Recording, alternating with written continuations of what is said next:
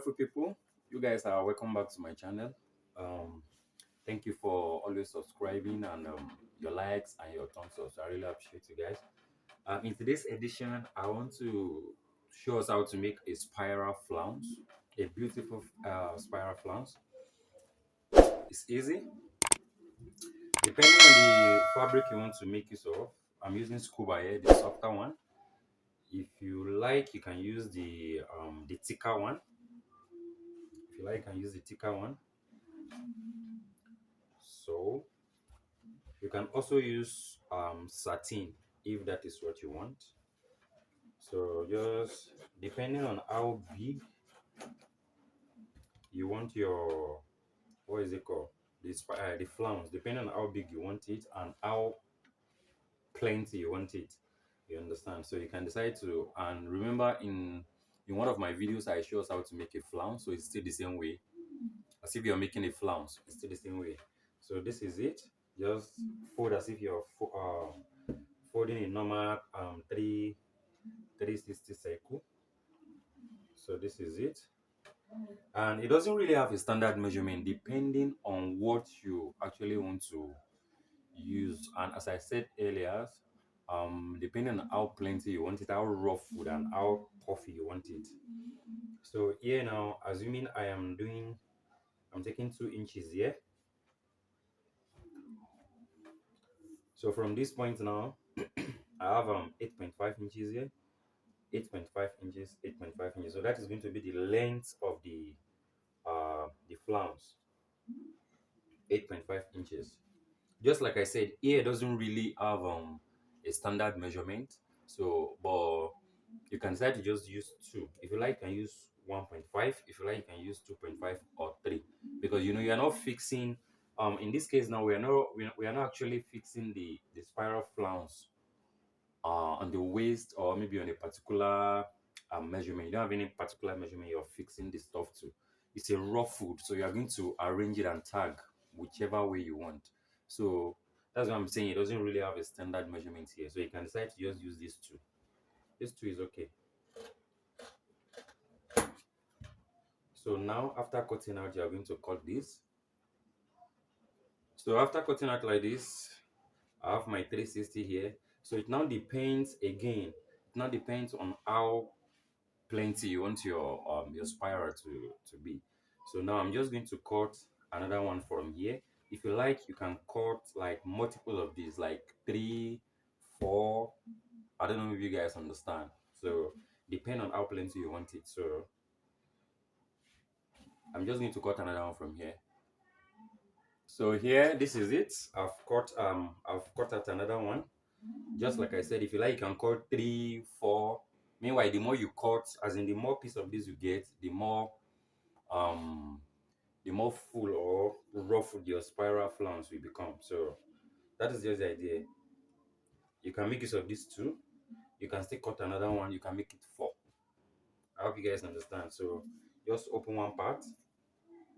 You're going to open one part like this. Even on these two, then you join them together. You are going to join them together. So after joining, this is it. I didn't mean you have 3 pieces here. The same way you are going to join it. The same way you are going to join them together. So now, there are 2 things you can do here. If you have these zigzag scissors, you can decide to just use it to trim out this place so that it will come out more beautiful. Or if you know you have exact color of cutting bias, you can decide to just pipe it in. So whichever one that you want to do, it's cool. Either because this is scuba material, so it doesn't really the the cotton doesn't really pull out. You understand? But for instance, if you're making use of all this kind of maybe satin, and also you can, and all that, you can also use you can just as well make use of bias. But in this case, you can use bias or use your zigzag scissors to just trim out. So now, if you use that zigzag scissors here, all you need to do is just fold like this once. Then you sew it all round. Meanwhile, after when you might have done that, you have this bone in here. We have the softer one that machine can actually go on it, can sew on it. But like this one is a bit thicker, machine might not be able to sew on this one. So make sure when you're folding, the allowance you're leaving in is will be able to accommodate this your boning. So let me do the turning and bring it. Be right back.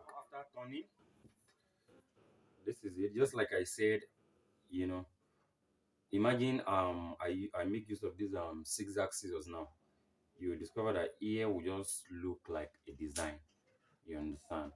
So it's either you use that or you use your cutting bias. But the main idea is to just get this folding here. So after that you now take your boning, you try to insert it and pull it through. When you're putting it, it's not going to be difficult. Just try to pull it through. I'll show you the outcome. Let me pull it. So after inserting the boning, preferably I prefer using that softer one that machine can go through. So after inserting the bonings, this is it. This is what is going to come out as. So your spiral flounce is ready. Attaching it to either a dress or a blouse or whichever area you want to attach it to, it now depends on you. I don't think anybody is going to teach you that one. It depends on your choice. So after doing this, after achieving this, your own is to just play with it. No matter what you feel like, whatever you feel like doing, it is you that will now decide that. It is you that will now decide that. Nobody is going to show you how to do anything here. Because even though if you're seeing it on a dress, you might not be able to do it exactly that way because you were not there when the person was tagging it. So your own is to just form your own whatever you want to form. Yeah. Your own is to just form whatever you deem fit with it. Just like you can decide to use machine to tag first or use your hand needle to just form anything with it. Just form anything with it. So at the end of the day, it's going to give you something beautiful.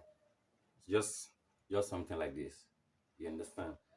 So your own is to just tag it whichever way you want. That's about a spiral flounce. Thank you very much everybody for watching. Please don't forget to share and subscribe. See you guys next time.